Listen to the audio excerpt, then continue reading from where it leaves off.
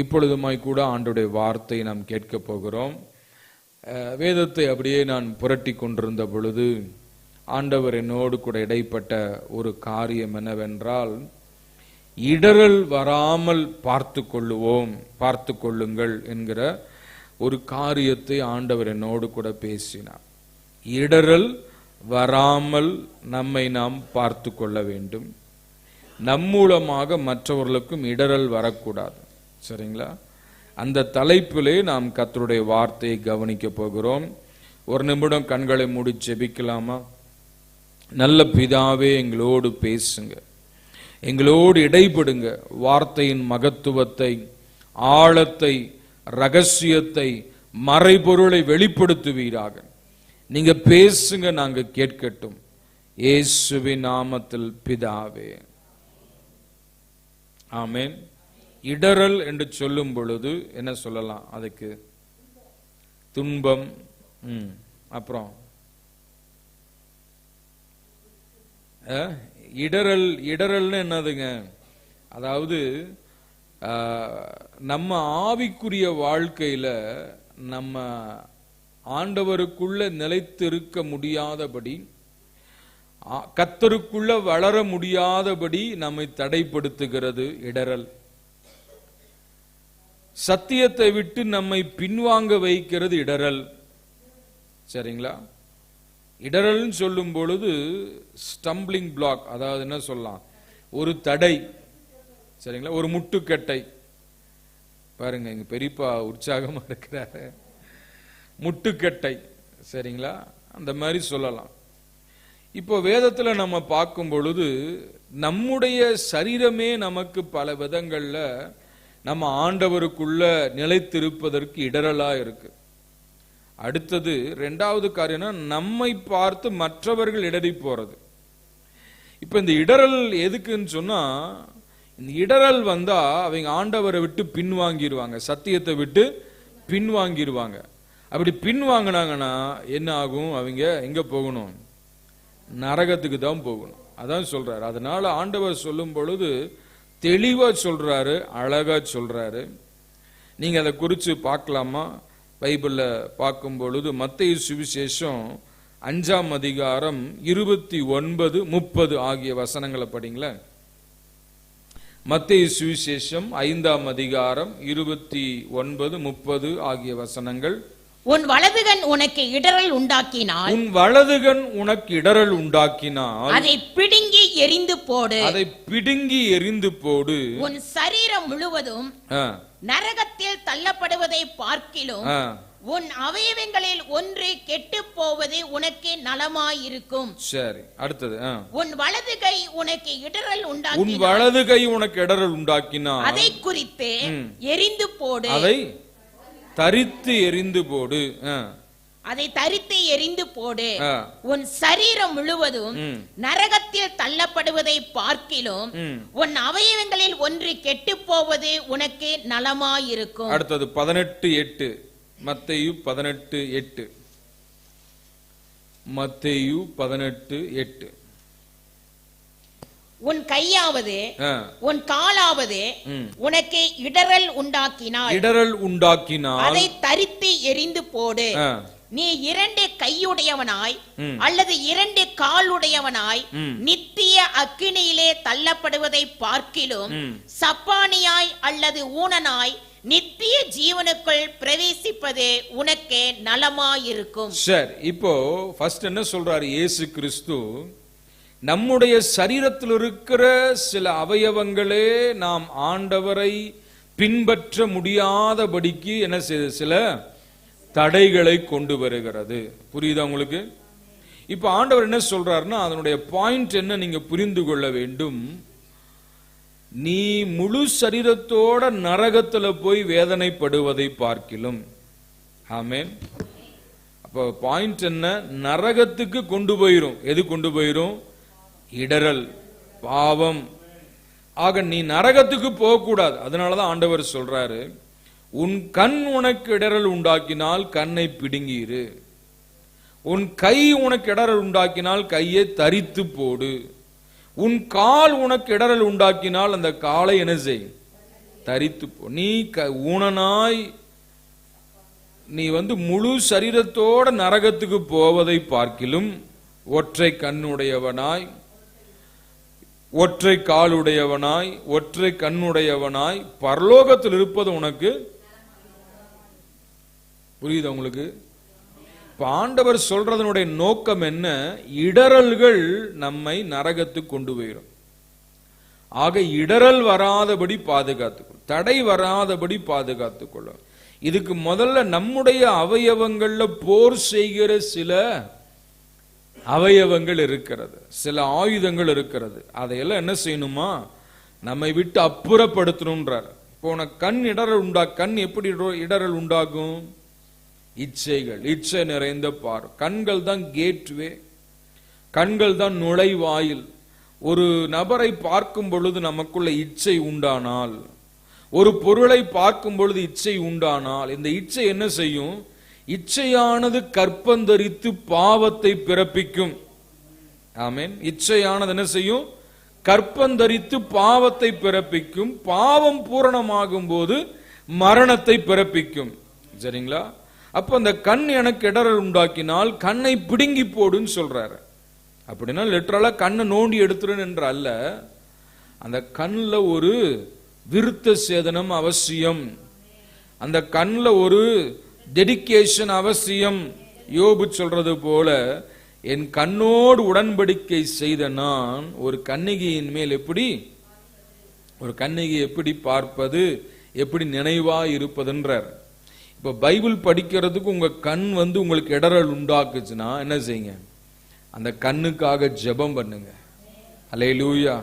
அந்த கண்ணை ஆண்டவருக்கு ஒப்பு கொடுங்க. அதான் சொல்றாரு. ஏன் சொல்றாருன்னா, நீ நரகத்துக்கு போக கூடாதுன்றதுக்காக சொல்றாரு. நரகம் என்பது நிச்சயம். அல்லேலூயா. என்ன படிச்சோம்? 18ஆம் அதிகாரம் 8வது வசனத்துல 18:8 என்ன படிச்சோம்? இல்ல அந்த நரகத்தை பத்தி. நீ 2 கையுடையவனாய் அல்லது 2 காலுடையவனாய் நித்திய அக்கினியிலே தள்ளப்படுவதை பார்க்கிலும். என்னது? நித்திய அக்கினியிலே தள்ளப்படுவதை பார்க்கிலும் சப்பானியாய். போதும். என்னதுங்க என்னுடைய பாயிண்ட்? நித்திய அக்கினி. நரகம் என்பது என்ன? நித்திய அக்கினி. இப்ப இந்த 2 வாரமா வெயில், பயங்கரமான வெயில் இல்லையா? பகல் நேரத்துல சரியான வெயில். இந்த வெயில் எப்படி இருக்குது? நமக்கு குளுமையா இருக்கா? ஐயோ உப்புசமா இருக்கு, வெயில் தாங்க முடியலையே, வேர்க்குது அப்படின்லாம் சொல்றோம். சொன்னீங்களா இல்லையா? ஆமென். இந்த வெயிலே நம்மால பொறுக்க முடியலையே, நித்திய அக்கினியில போனா எப்படி இருப்போம்? யோசிச்சு பாருங்க. ஆக நித்திய அக்கினிக்குள்ளாக போவதற்கு நம்முடைய சரீரமே நம்ம என்ன செய்யும்? வழி நடத்திரும். அதனாலதான் சொல்ற, இடறல் உண்டாக்கினால். ஜெபிக்கணும்னு வாஞ்சை இருக்கு, ஆனா ஜெபிக்கிறதுக்கு என்ன செய்யறது இல்ல, சரீரம் ஒத்துழைக்கிறது இல்ல. ஆகவே என்ன செய்யணும்? சரீரத்தை நாம் கீழ்ப்படுத்தி, பவுல் சொல்றாரு, என் சரீரத்தை என்ன செய்யறேன்?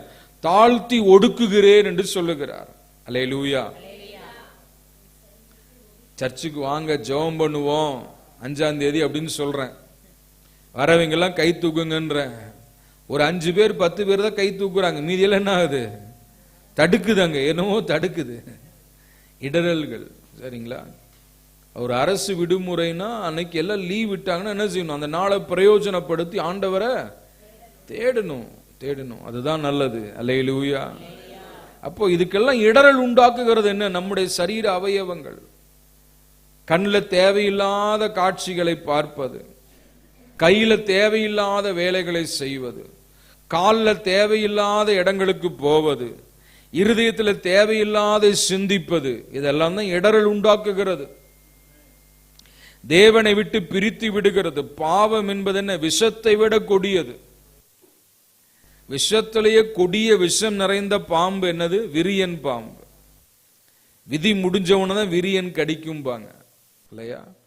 அந்த மாதிரி இந்த பாவம் என்பது விஷத்தை விட கொடியது.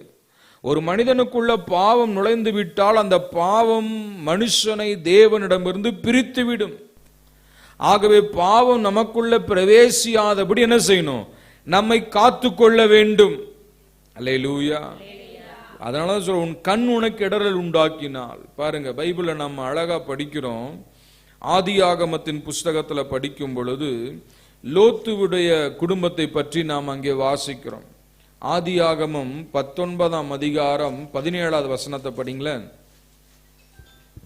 ஆதியாகமம் 19ஆம் அதிகாரம் 17வது வசனம். அவர்களை வெளியே கொண்டு போய் விட்ட பின்பு அவர் உன் ஜீவன் தப்ப ஓடிப்போ. பாருங்க, லோத்துவுடைய வீட்டிற்கு தேவ மனிதர்கள் போகிறார், தூதர்கள் போகிறார்கள். போனவர்கள் சொல்றாங்க, சீக்கிரமா இந்த ஊரை விட்டு போ, ஆண்டவர் அந்த ஊரை அழிக்க போறாருன்னு சொல்றாரு. ஆனா லோத் என்ன செய்யறான்? தாமதித்து கொண்டே இருக்கிறான். 6:30 மணிக்கு ஆராதனை ஆரம்பிக்குதுன்னா போலான்னு சொன்ன என்ன ஆகும்?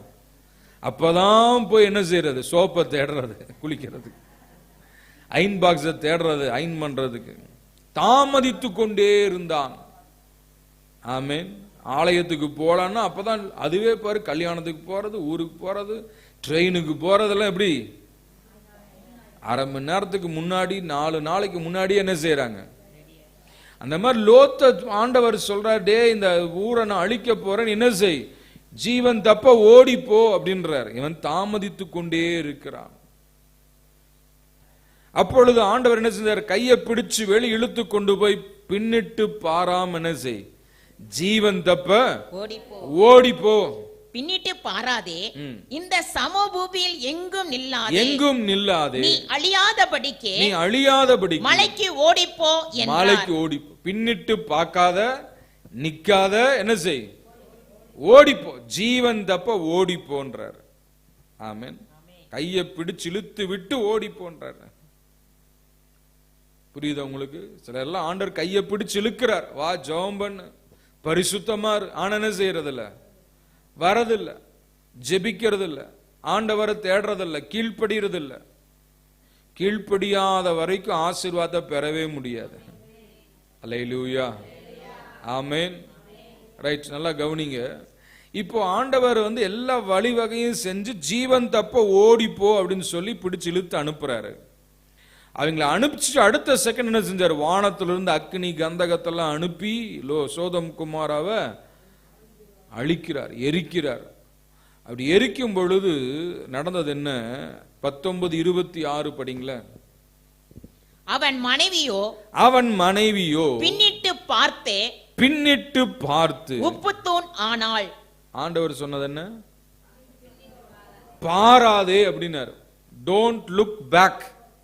பின்னிட்டு பாராதே அப்படின்னாரு. ஓடிப்போ, முன்னாடி பார்த்து போன்றாரு. ஆனா இவளோ என்ன செஞ்சான்? லோத்தின் மனைவியோ பின்னிட்டு என்ன இங்க இடல் உண்டாக்குச்சு? கண் இடல் உண்டாக்குச்சு இல்லையா? சில பேர் முன்னாடியே பார்க்க மாட்டாங்க, பின்னுக்கு தான் பார்த்துட்டு இருப்பாங்க. இடரல் உண்டாக்குகிற கண்கள். என்ன அவளுக்குள்ள இருதயம்? ஐயோ, 2 வாலிப பிள்ளைகளை வச்சிருக்கிறோமே, இந்த பிள்ளைகளுக்கு நிச்சயமெல்லாம் ஒழுங்காயிருச்சே, திருமணம் ஆயத்தம் ஆயிருச்சே, இந்த பிள்ளைகளை நாம் எப்படி கரை சேர்த்த போறோம்? சேர்த்து வச்ச நகை சொத்தெல்லாம் என்ன ஆகுது? எரிஞ்சு போகுது. இவ ஓடினாலும் இருதயமெல்லாம் எங்க இருக்கு? பின்னாடி இல்லையா? சோதம் குமாரா மேலதான் இருக்கு. அங்க அந்த இருதயம் எல்லாம் சொத்து பத்துக்கள் மேலதான் இருக்கு. அந்த மாதிரி இங்க ஆலயத்துல உட்கார்ந்து இருந்தாலும் உங்க நினைவெல்லாம் எங்க இருக்கு? எப்படா முடிப்பாரு, சீக்கிரம் போய் கறி வாங்கி குழம்பு வச்சு சாப்பிடுவோம். இந்த மாதிரி எண்ணம் இருந்தா ஆண்டவர், இதுதான் இடரல். சரிங்களா? அப்போ உன் கண் உனக்கு இடரல் உண்டாக்கினால் கண்ணை பிடுங்கி போடுன்றாரு. அந்த நம்முடைய சரீரத்தில் இருக்கிற அவயவங்களே நமக்கு இடரல் உண்டாக்கி நாம் பந்தய பொருளை பெற்றுக்கொள்ள முடியாதபடி தடை செய்து நம்ம எங்க அனுப்புது? நித்திய நரகத்துக்கு அனுப்புது. நித்திய அக்கினி, அவியாத நெருப்பெரிகிற இடம் தான் அக்கினி. அல்லேலூயா. எல்லா நெருப்பையும் ஒரு குறிப்பிட்ட காலத்துல அணைச்சிருவாங்க. இருக்கீங்களா? அடுப்பு எரிக்கிறீங்க, சமைச்சு முடிச்சு என்ன செய்யறோம்? அணைச்சிடறோம் இல்லையா? சில நெருப்புகள் எரியுது, அணைஞ்சு போய் அதே அணைஞ்சு, காட்டுல தீ பிடிக்குது, எரியுது, என்ன செய்யுது? அது அணைஞ்சிருது இல்லையா? ஆனா அணையாத ஒரு நெருப்பு என்ன? நரகம். இருக்கீங்களா? அல்லேலூயா. அந்த நெருப்புல குண்டாவே எதையும் வைக்க மாட்டாங்க, நெருப்புல பாத்திரத்தை எதையும் வைக்க மாட்டாங்க. நெருப்புல எதை வைப்ப, யார போடுவாங்க?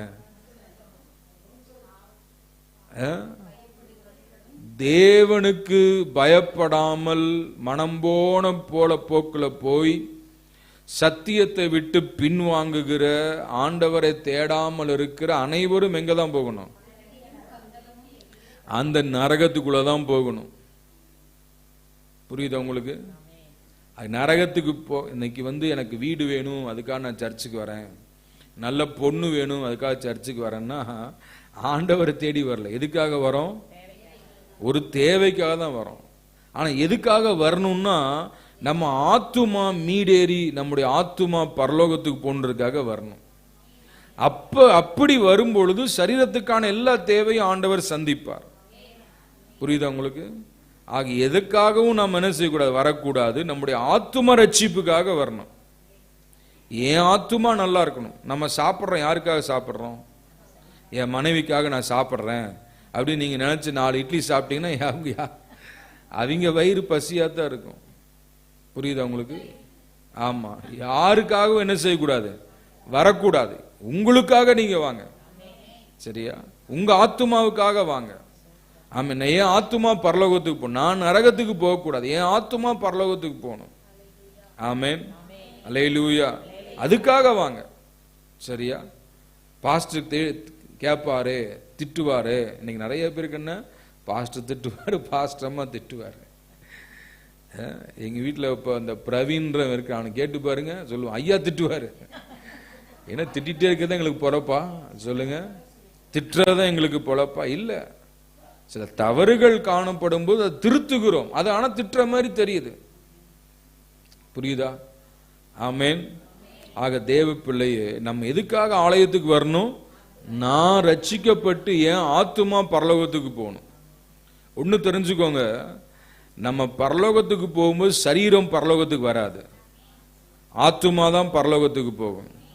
ஆனா நரகத்துக்கு போகும்போது சரீரமும் போகும், சரீரமும் போகும்.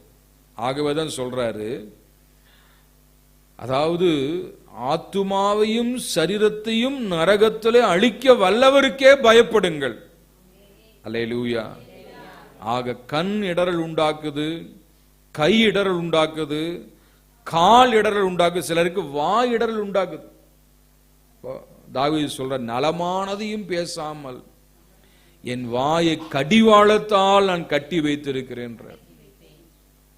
ஆமென். நலமானது வாய். சில பேருக்கு வாயை திறந்தா என்னீங்க கெட்ட வார்த்தைகள், வாயை திறந்தா பொய்யான வார்த்தைகள், வாயை திறந்த திமிரான வார்த்தைகள், வாயை திறந்த தேவையில்லாத வார்த்தைகள். சரிங்களா? அந்த வாய், if your mouth is hindering you, அந்த வாயானது இடர் உண்டாக்கினால் வாய் என்ன செய்யுங்க? ஆண்டவர்கிட்ட ஒப்பு கொடுங்க. அல்லேலூயா. ஆக எது இடரல் உண்டாக்கினாலும் சரி, ஆண்டவர் 1-2 இன்சிடென்ட் தான் சொல்லுவார்.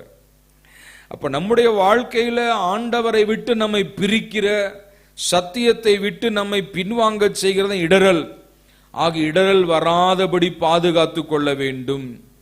இடரல் உண்டாக்கினால் அவர்கள் எங்க போக முடியாதான்? பரலோகம் போக முடியாது, பரலோகம் போக முடியாது. ஆனா எங்க போகணும்? நரகத்துக்கு போகணும், நித்திய அக்கினி எரிகிற இடத்துக்கு போகணும். அங்கே புழு சாவாமல் இருக்கும், அங்கே நெருப்பு அவையாமல் இருக்கும், அந்த நெருப்புக்குள்ள கடந்து வெந்துட்டே இருக்கணும். அந்த நரகத்தினுடைய அந்த வெளிப்பாடை குறித்து நாம் பார்க்கும் பொழுது ரொம்ப கஷ்டம். அது ஐஸ்வர்யவான், உலகத்துல சம்பிரியமாய் வாழ்ந்தவன், நல்லா சாப்பிட்டவன், கர்த்தரை தேடாம மனம் போல வாழ்ந்தவன் எங்க போயிட்டான்? நரகத்துக்கு போயிட்டான். ஆண்டவரை தேடாம கிறிஸ்தவ பேரை வச்சு ஆலயத்துக்கு வராம இருந்தா எங்க தான் போகணும்? நரகத்துக்கு தான் போகணும். கர்த்தருடைய பந்தியில பங்கு பெறாம, சுவிசேஷம் அறிவிக்காம, மனம் போல வாழ்ந்தா நிச்சயமா எங்க போகணும்? நரகத்துக்கு தான் போகணும். அந்த நரகத்தில் அவன் கொடிய வேதனைப்பட்டு கொண்டிருக்கிறான். அந்த நரகத்திலிருந்து அவன் கண்ணை ஏறெடுத்து பார்க்கிறான். அவன் வீட்டில் வெளியில பிச்சைக்காரனா உட்கார்ந்து கொண்டிருந்த அந்த லாசரு எங்க இருக்கிறான்? ஆபிரகாமின் மடியிலே தேற்றப்பட்டு கொண்டிருக்கிறான். புரியுதுங்களா? அப்போ அவன் பார்த்து கேட்கிறான், ஐயா அந்த நரகத்துல நான் கடந்து என்ன செய்யறேன்? கொடிய வேதனைப்படுகிறேன், கொடிய வேதனை. ஆமென். இப்ப பாருங்க, இந்த 2-3 நாள் எனக்கு இந்த சைடு இந்த எகிறு வீங்கி இருக்கு, வலி, கடுக்கடுன்னு வலி இருக்கு, இப்ப கூட வலி இருக்கு. இருந்தாலும் அதை என்ன செய்யறேன்? அதை சகிச்சுட்டு தான் பேசிட்டு இருக்கிறேன். சரிங்களா? அப்ப இந்த வலி எனக்கு தாங்க முடியல. அப்படிங்கும்போது நரகத்துக்கு போன எப்படி இருக்கு யோசிச்சு பாருங்க. ஆக அந்த ஐஸ்வர்யவான் சம்பிரயமாய் வாழ்ந்து கொண்டிருந்தவன் எங்க போயிட்டான்? நரகத்துக்கு போயிட்டு அவன் பார்க்கிறான், ஆபிரகாமின் மடியில யார் இருக்கிறா? லாசரு. அந்த லாசரு வாழ்ந்த நாட்கள்ல எப்படி இருந்தான்? ஏழையாக இருந்தான், பிச்சைக்காரனா இருந்தான், பருக்கள் நிறைந்தவனா இருந்தான், நல்ல சாப்பாடு இல்லாதவனா இருந்தான், நல்ல ட்ரெஸ் இல்லாதவனா இருந்தான். ஆனாலும் அவன் ஆத்துமா ஆண்டவரோடு உறவாடி கொண்டிருந்தது. அவன் கண் தூய்மையா இருந்தது, அவன் கை தூய்மையா இருந்தது, அவன் கால் தூய்மையாய், அவன் இருதயம் தூய்மையா இருந்தது. அவன் இருந்தது வேணா பிச்சைக்காரனாக, ஆனா எல்லாம் சுத்தமா இருந்துச்சு. அவன் ஆண்டவரோடு உறவாடிட்டு இருந்தான். அவன் மரிச்சவன் எங்க போயிட்டான்? பரலோகத்துக்கு போயிட்டான். அங்கே ஆபிரகாமின் மடியில தேற்றப்பட்டு கொண்டிருக்கிறான். அவனுக்கு பசி இல்லை, தாகம் இல்லை, சந்தோஷமா இருக்கு. அங்க வியாதி இல்லை, கவலை இல்லை, அங்க பிச்சைக்காரனா இல்லை, அங்க பருக்கள் இல்லை, அவன் சுகமாய் அங்கே இருக்கிறான். ஆனா இந்த ஐஸ்வர்யவான் சம்பிரியமாய் வாழ்ந்தவன், தேவனை தேடாதவன், ஆலயத்துக்கு போகாதவன், சத்தியத்துக்கு கீழ்ப்படியாதவன், எல்லாம் தெரிந்திருந்தும் அதையெல்லாம் நழுவ விட்டவன் இப்ப எங்க இருக்கிறான்? நரகத்துல கடந்து என்ன செய்யறானா? கொடிய வேதனைப்படுகிறான். அதான் பைபிள்ல படிக்கிறோம். என்ன வேதனையா? கொடிய வேதனை. அப்ப நரகம் என்பது என்ன இடம்? கொடிய வேதனை. இந்த பல்லு வலியே எனக்கு வேதனைன்னா நரகம் எவ்வளவு இடம் பாருங்க. கொடிய வேதனை. இருக்கீங்களா? பக்கத்துல இருக்கிறீங்களா? பார்த்து சொல்லுங்க. நரகமானது கொடிய வேதனை நிறைந்த இடம். ஆமென். அந்த வேதனை நிறைந்த இடத்துக்கு நீங்க போகக்கூடாது, நாம் போகக்கூடாது, நம்முடைய சபை மக்கள் போகக்கூடாது. அல்லேலூயா. ஆகவேதான் ஆண்டவர் இன்றைக்கு அதை நம்மோடு பேசிக் கொண்டிருக்கிறார். இந்த உலகத்துல ஏழையா வாழலாம், தப்பில்லை. ஆமென். ஏழையா வாழலாம், பிச்சைக்காரனா வாழலாம், தப்பில்லை. ஆனா உள்ளம் தூய்மையா இருக்கணும், உள்ளம் ஆண்டவரை ஆராதிக்கிற உள்ளமா இருக்கணும். பணக்காரனா வாழ்ந்து நரகத்துக்கு போவதை விட ஏழையா வாழ்ந்து பரலோகத்துக்கு போலாம். அல்லேலூயா. ஆமென். புரியுதா உங்களுக்கு? அப்ப அந்த வேதனையில இருக்கும் பொழுது அவன் கேட்கிறான், ஐயா ரொம்ப தாகமா இருக்கு, தண்ணி என்ன செய்யுது? தாகமா இருக்கு. அந்த லாசரு என்ன செய்யணுமா? அந்த தண்ணிய சுண்டு விரல்ல தோய்த்து, அந்த சுண்டு விரல்ல இருந்து ஒரு சொட்டு தண்ணீர் விட்டால் அந்த தண்ணீரினால் என் தாகத்தை தீர்த்து கொள்ளுவேன். அதற்கு என்ன செஞ்சானா? ஆசையா இருந்தானா. பாருங்க எவ்வளவு கடினமான ஒரு காரியம் சொல்லிட்டு. புரியுதா உங்களுக்கு சொல்றது? ஆமென். அல்லேலூயா. இப்போ ஒரு சொட்டு தண்ணியில் நம்ம தாகம் தீருமா? எல்லாம் பாருங்க. ஒரு சிலர் பக்கத்துல பாட்டில் வச்சிருக்கிறீங்க, எந்திரிச்சு போய் குடிக்கிறீங்க. இந்த காலை நேரத்துல இந்த ஏசி காத்துக்குள்ள உட்காந்துட்டு என்ன ஆகுது? தாகம் வருது. அப்படிங்கும்போது நரகத்துல கொடிய வேதனைப்பட்டு கொண்டிருக்கும் பொழுது நான் வறண்டு போகும். அப்ப அவர் சொல்றாரு, ஒரு drop water, 1 drop of water. அவன் யார்? ஏழை பிச்சைக்காரனா வாழ்ந்தவன். அவனுடைய விரல்ல ஒரு சொட்டு தோச்சு என்ன செஞ்சார்? கொடுத்த எனக்கு போதும் அப்படின்றான். அப்ப நரகமானது எவ்வளவு கொடிய இடம்னு யோசிச்சு பாருங்க. அல்லேலூயா. இந்த பூமியில நீங்க சண்டைக்காரரா இருந்தா உங்களை விட சண்டைக்காரர் அங்க இருப்பார். ஆமென். இந்த பூமியில கீழ்ப்படியாதவங்களா இருந்தா உங்களை விட கீழ்ப்படியாதவர் அங்க இருப்பார். அங்கே அடிப்பாங்க, மிதிப்பாங்க. வேதனை நிறைந்த இடம், நித்திய நரகம். அங்கே பசி, பட்டினி, அழுகை, அலறல்கள். ஆமென். நெருப்பு சூடுபட்டால என்ன பண்றோம்? ஐயோ ஐயோ ஐயோன்றோம். அந்த மாதிரி அந்த இடத்துக்கு போகக்கூடாது. அதனாலதான் ஆண்டவர் சொல்றாரு, உன் கண் உனக்கு இடலை உண்டாக்கினால் better to goggle it out. அதை பிடுங்கி எரிந்து போடு. நீ ஒற்றை கண்ணனாய் பரலோகத்துக்கு போ, தப்பில்லை. 2 கண்ணுடையவன நரகத்துக்கு போயிடாத. அவ்வளவு அதான் ஆண்டவர் எச்சரிக்கிறார். இடரல் உண்டாக்க கூடாது, இடரல் வந்துடக்கூடாது. ஆக தேவ பிள்ளையே, ஆண்டவரை ஆராதிக்க சோம்பேறித்தனம் பற்றாதீங்க, சாக்கு போக்கு சொல்லிடாதீங்க, ஆமென், பாவத்து பக்கம் தலை வச்சு படுத்துறாதீங்க, ஆண்டவரை விட்டு பின் வாங்கிடாதீங்க. அல்லேலூயா. பின் வாங்கின எங்க தான் போகணும்? நரகத்தான் போ. நரகம் என்பது நிச்சயம். ஆமென். வாலிப பிள்ளைகள், உங்களுடைய இருதயத்துல நல்ல எண்ணங்கள், சுத்தமான எண்ணங்கள் இருக்கணும். ஆமென். தவறான எண்ணங்கள் வந்துடக்கூடாது. பசங்களை பார்க்கறது, பிள்ளைங்களை பார்க்கறது, இந்த மாதிரியான பாவங்கள் என்ன செய்யக்கூடாது? வந்துடக்கூடாது. இன்னைக்கு உலகத்துல எல்லாம் ஃபேஷன் ஆயிருச்சு. ஆமென். கட்டினவர் ஒருத்தர், வச்சுக்கிறவர் ஒருத்தர், பழகிறவர் ஒருத்தர், இந்த மாதிரி இருக்கக்கூடாது. இருக்கீங்களா? அப்படி எல்லாம் இருந்தா நரகம்தான். பேப்பர்ல படிக்கிறோம், உத்தரப்பிரதேசத்துல ஒரு பெண் ஒரு ஆணை திருமணம் செய்து 1 வருஷம் வாழ்ந்திருக்கிறா புருஷன் கூட. அந்த 1 வருஷத்துல 10 முறை புருஷனை விட்டு ஓடி போயிட்டாலாம். 10 முறை ஓடி போயிட்டா. அப்ப அவளை கூப்பிட்டு பஞ்சாயத்து பண்ணி கேட்கிறாங்க. பஞ்சாயத்து பண்ணி, ஏமா அப்படி பண்ற அப்படின்னா அவ சொல்றா, பகிரங்கமா அறிவிப்பு, புருஷனோட 15 நாள் வாழ்றேன், எனக்கு பிரியமானவனோட 15 நாள் வாழ்றேன். எப்படிங்க? புருஷனோட 15 நாள், எனக்கு என்னுடைய பிரியமானவன், என்னுடைய லவர், அவளோட 15 நாள். எங்கெங்க வாழ்க்கை போயிட்டு இருக்கு? எங்க உலகம் போயிட்டு இருக்கு? யோசிச்சு பாருங்க. இதெல்லாம் நரகம். ஆமென். நரகத்தான் போகணும். ஆக பவுல் சொல்றாரு, என் சரீரத்தை நான் தாழ்த்தி ஒடுக்குகிறேன். I beat my body as a slave. ஆக தேவ பிள்ளைய பாவம் இன்பமா இருக்கும், அந்த பாவ முடிவில் எங்க கொண்டு போகும்? நரகத்துக்கு. திருட்டு தண்ணீர் தித்திக்கும், அந்த ரங்கத்தில் புசிக்கும் அப்பம் இன்பமா இருக்கும், ஆனா அது எங்க கொண்டு போகும்? உலகத்தில் சொல்லுவான், திருட்டு மாங்க இனிக்குதும்பா. திருடுனா தவறு. இந்த திருடன் கண்டுபிடிக்கப்பட்டால் அவனுக்கு சவுக்கடி கிடைக்கும். அந்த திருடன் பிடிக்கப்பட்டால் அவன் எங்க போகணும்? ஜெயிலுக்கு போகணும். அந்த ரங்கத்தில் புசிக்கும் அப்பம். தப்பு பண்றான், இருட்ட தேடுறான், மறைவான இடத்தை தேடுறான். அந்த மறைவான இடத்துல போய் பாவம் பண்ணும்போது இன்பமா இருக்கும், ஆனா என்ன ஆகும் தெரியுமா? அந்த பாவம் நரகத்துக்கு கொண்டுட்டு போயிரும். அல்லேலூயா. ஆக நரகத்துக்கு போகக்கூடாது, இடரல் வரக்கூடாது, இடரல் உண்டாக்க கூடாது. இடரல் உண்டாக்குகிற அவயவங்கள் உள்ளத்துல இருக்கு, அதாவது சரீரத்தில் இருக்கிறது, அதையெல்லாம் அடக்கி ஆளணும். அதை கிருபையை கேட்கணும். இது பெரிய கஷ்டம் அல்ல, சத்தியம் சொல்லுகிறது. அல்லேலூயா. இது எளிதான ஒரு காரியம்.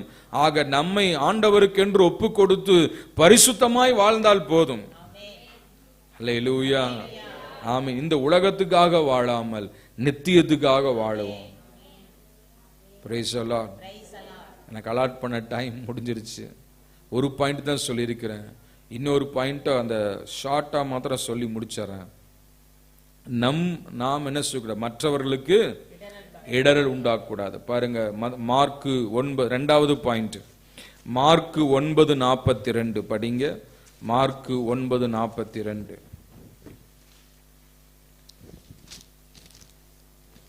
சீக்கிரம் மார்க்கு. என்னிடத்தில் விசுவாசமாய் இருக்கிற இந்த சிறியரில் ஒருவனுக்கு இடரல் உண்டாக்குகிறவன் எவனோ அவனுடைய கழுத்தில் எந்திர கல்லை கட்டி சமுத்திரத்தில் அவனை தள்ளி போடுகிறது அவனுக்கு நலமாயிருக்கும். போதும். என்ன சொல்றாரு பாருங்க, என்னிடத்தில் விசுவாசமாய் இருக்கிற இந்த சிறியரில் ஒருவனுக்கு இடரல் உண்டாக்குகிறவன் எவனோ. ஆமா, அதாவது ஒரு விசுவாசி மற்ற விசுவாசிக்கு என்ன செய்யக்கூடாது? இடரல் உண்டாக்கூடாது. அப்படி இடரல் உண்டாக்குனா அவன் கழுத்துல எந்திர கல்லை கட்டி எங்க தூக்கி போடணுமா? சமுத்திரத்துல தூக்கி போடணும்ன்றார். இப்ப மற்றவர்களுக்கு நாம் என்ன செய்யக்கூடாது? இடரல் உண்டாக்க கூடாது. மற்றவர்களுக்கு இடரல் உண்டாக்குனா அந்த இடரல் உண்டாக்குகிறவனுக்கு ஐயோன்றார்.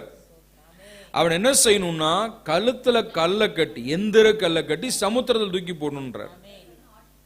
புரியுதுங்க? எந்திர கல் அப்படின்னு சொல்லும் பொழுது என்ன சொல்லலாம்? எந்திர கல்னா அந்த காலத்துல எல்லாம் ராய் அரைக்க கல் வச்சிருப்பாங்க, பார்த்திருக்கீங்களா? ஒரு கல்லு கீழே இருக்கும், ஒரு கல்லு மேல இருக்கும், ஒரு குச்சி மாதிரி இருக்கும், ராய் போட்டு சுத்துனாங்கன்னா ராய், அதான் எந்திர கல். சரிங்களா? Machinery stone. அந்த கல்லை என்ன செய்யணும்? அவன் கழுத்துல கட்டி கடல்ல தூக்கி போடுன்றார், சமுத்திரத்தில் தூக்கி போடுன்றார். ஒருத்தன் மிதக்கணும்னா அவன் கழுத்துல, அவன் இடுப்புல எதை கட்டணும்? சொரப்புரடை கட்டணும், அல்லது tube, car tube, lorry tube எல்லாம் போட்டு கட்டலாம், அல்லது காய்ந்து போன முருங்கை கட்டையை கட்டலாம். இதெல்லாம் கட்டினா என்ன செய்வான்? அவன் மேல மிதந்துட்டு இருப்பான். ஒருத்தன் கழுத்துல கல்லை கட்டி உள்ள போட்ட என்ன ஆகும்? அவன் முழுகி போயிடுவான், வெளியே வரக்கூடாது. அப்ப ஆண்டவர் சொல்ற காரியம் என்ன? மற்றவர்களுக்கு இடர் உண்டாக்குனா அவன் அழிஞ்சு போறது நல்லதுன்றாரு. அவன் வெளியே வராம இருக்கிறது நல்லது. எப்படி இடர் உண்டாக்குறாங்க?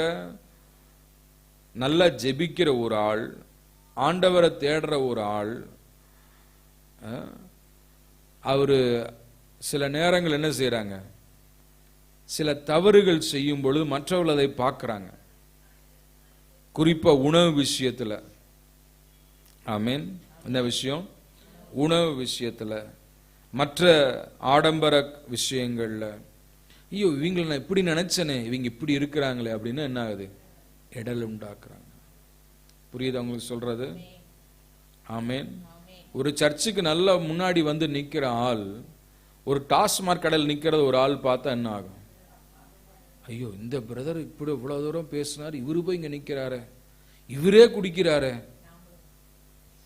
இடரல் உண்டாக்கினால் அவன் கழுத்துல என்ன செய்யணுமா? எந்திர கல். நிறைய எக்ஸ்பிளைன் பண்ணலாம், நிறைய வசனம் இருக்கு பாருங்க. 1 கொரிந்தியர் 8:13 வசனம் படிங்க. 1 கொரிந்தியர் 8:13 வேகமா படிங்க.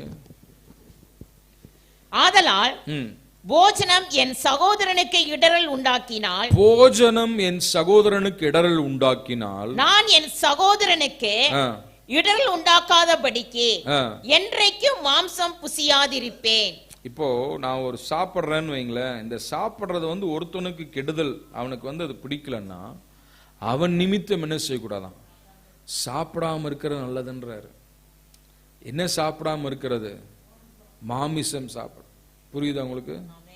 இந்த பவுல் உதாரணமா சொல்றார், உதாரணமா சொல்லுகிறார். ஆக தேவ பிள்ளையே, மற்றவர்களுக்கு நாம் இடரல் உண்டாக்காம இருக்கணும். நம்மை பார்த்து மற்றவன் என்ன செய்யக்கூடாது?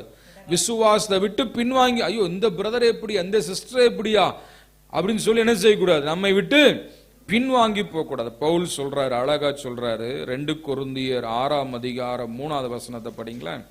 2 கொரிந்தியர் 6:3. இந்த ஊழியம் குற்றப்படாதபடிக்கு, இந்த ஊழியம் குற்றப்படாதபடிக்கு நாங்கள் யாதொன்றிலும் இடரல் உண்டாக்காமல்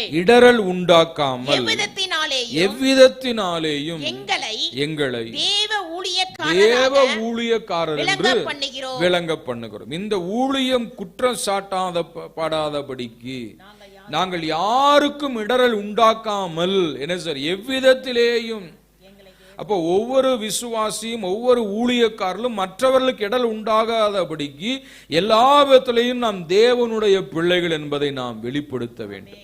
கீழே லிஸ்ட் போடுறாரு, அந்த லிஸ்ட் எல்லாம் படிச்சு பாருங்களேன்.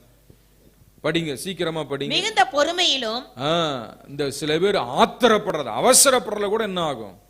இடல் உண்டா. அதனால சொல்ல, நீடிய பொறுமையிலும், உபத்திரவங்களிலும், நெருக்கங்களிலும், இடுக்கண்களிலும், காவல்களிலும், கலகங்களிலும், பிரயாசங்களிலும், கண் விழிப்புகளிலும், உபவாசங்களிலும், கற்பிலும், அறிவிலும், நீடிய சாந்தத்திலும், தயவிலும், பரிசுத்த ஆவியிலும், மாயமற்ற அன்பிலும், சத்திய வசனத்திலும், திவ்ய பலத்திலும், நீதியாகிய வலது இடது பக்கத்து ஆயுதங்களை தரித்திருக்கிறதிலும், கனத்திலும், கனவீனத்திலும், துர்க்கீர்த்தியிலும், நற்கீர்த்தியிலும், எத்தர் எண்ணப்பட்டாலும் நிஜஸ்தராகவும் அறியப்படாதவர்கள் எண்ணப்பட்டவராலும் நன்றாய் அறியப்பட்டவர்களாகவும் சாகிறவர்கள் எண்ணப்பட்டாலும் உயிரோடு இருக்கிறவர்களாகவும் தண்டிக்கப்படுகிறவர்கள் எண்ணப்பட்டாலும் கொல்லப்படாதவர்களாகவும் துக்கப்படுகிறவர்கள் எண்ணப்பட்டாலும் எப்பொழுதும் சந்தோஷப்படுகிறவர்களாகவும் தரித்திரர் எண்ணப்பட்டாலும் அநேகரை ஐஸ்வர்யவான்கள் ஆக்குகிறவர்களாகவும்